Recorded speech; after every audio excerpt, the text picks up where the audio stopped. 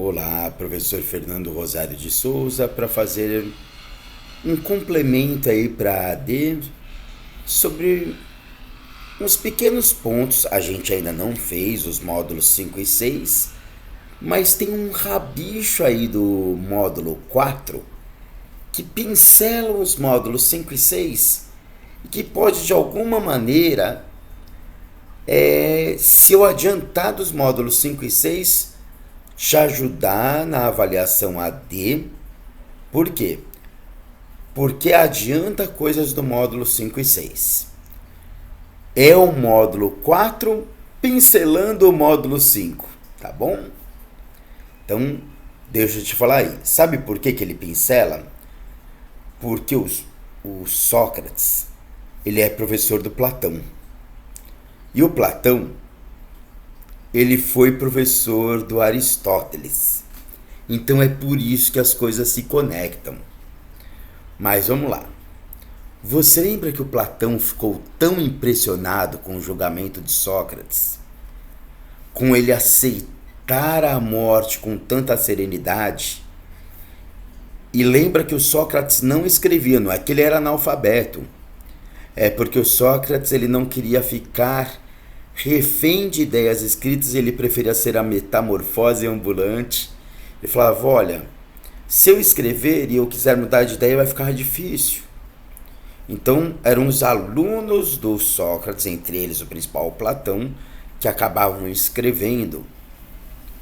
O Platão escreveu na obra República, no Banquete, a alegoria da caverna, né?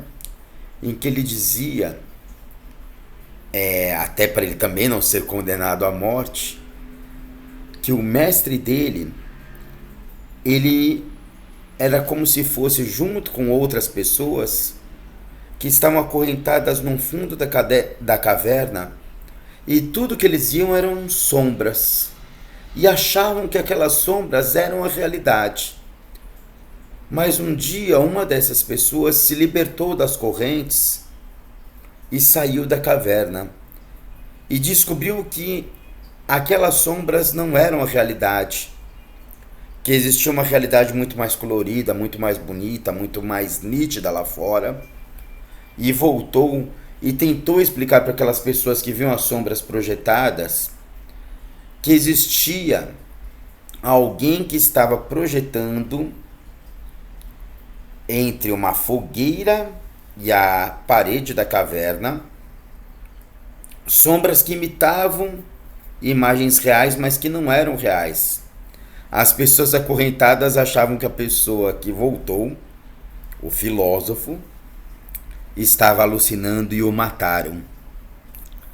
Bom, o Platão, este aluno do Sócrates, ele dizia, olha, tudo que a gente vê com os sentidos, a visão, o olfato, a audição, o paladar, o tato, podem ser enganos. Você vê um lápis mergulhado num copo d'água, a sua visão te engana. Pela refração, você pode achar que o lápis está quebrado.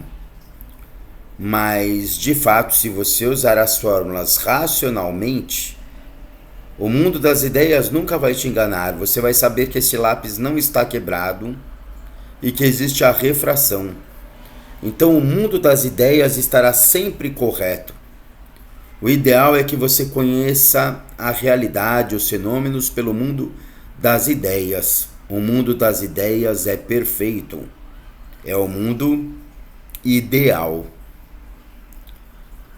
Sempre que nós temos alguém que defende o mundo das ideias, o mundo platônico, a gente até vê em literatura o amor platônico. É aquele amor que não se concretiza, que não se realiza por manifestações físicas aparentes, mas está apenas um amor de alma. Essas ideias ligadas a Platão são chamadas de idealismo, racionalismo, como é o mundo das ideias inatas, inatismo. Numa obra artística chamada Escola de Atenas, Rafael Sanzio retrata Platão apontando para o alto, para dizer que ele defende o mundo das ideias. Já o aluno do Platão, o Aristóteles, aponta para baixo, fala, vamos viver aqui no mundo da Terra? Eu quero viver experiências sensoriais. Eu quero experimentar.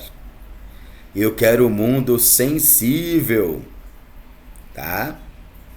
Então, é lógico que eu não estou querendo resumir em poucas frases os dois módulos, mas é apenas para você ir entendendo como o raciocínio do Sócrates foi se desenrolando aí nos seus seguidores. O Platão, aluno do Sócrates, vai defender mais com que a realidade seja entendida pelo mundo das ideias.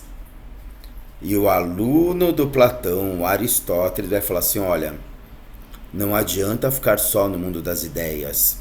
A gente precisa usar as experiências sensoriais, o mundo sensível, para conhecer a essência se manifestando em potência, a potência virando o ato. Tá? Então, outro nome aí é empirismo, né? Conhecer por meio da experiência, experimentalismo, utilitarismo.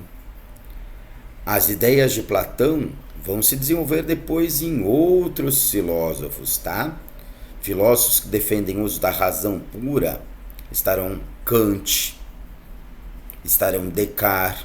Como você vai fazer para lembrar o Kant? É aquele que você tem que ir para o cantinho do pensamento puro. O Descartes é aquele que diz para você descartar as emoções. Aqueles que vão falar que você tem que experimentar vão estar David Hume. Você tem que ter uma experiência na sua vida. Vai estar o Locke, John Locke. Você tem que dar uma de Locke e experimentar algumas coisas aí, né? Muito bem. Outra coisa que eu quero que você saiba aqui, gente. Para Aristóteles, nessa experiência sensorial, isso daqui eu vou querer que você saiba bem, hein? Na estética, é a parte da filosofia que estuda a manifestação do belo. Nós temos o estudo dessa manifestação, o estudo dessa produção da manifestação do belo, é a poética. E aí tem gente que diz que a manifestação pode ser para imitar a realidade. Se você já brincou de mímica, imitação, mimese. E existe gente que diz que a obra de arte não tem que ser para imitar a realidade, não, que isso é muito sem graça. Que tem que ser, na verdade, para colocar para fora a sua indignação, a sua revolta, a sua raiva, aquilo que te incomoda, que tem que ser catarse. Desculpe o jeito de você lembrar meio escatológico. Você tem que colocar o catarro para fora, aquilo que te incomoda para fora. Mímica é a imitação, tá? Catarse, o que te incomoda. Então, existem pessoas que gostam de músicas da Legião Urbana, do Renato Russo, que falam, nossa, esse trecho da música fala exatamente o que eu pensava e eu não sabia que eu pensava assim. Tá? E existem trechos que são muito críticos. Tá? Que país é esse? Que país é esse? Né? E eu não sabia que eu pensava assim. É mimese. Que país é esse? É catarse. Tá? Gente, lógico que isso é uma breve pincelada. Nós teremos aprofundamento maior desses módulos. Mas para AD tá de bom tamanho. Até a próxima.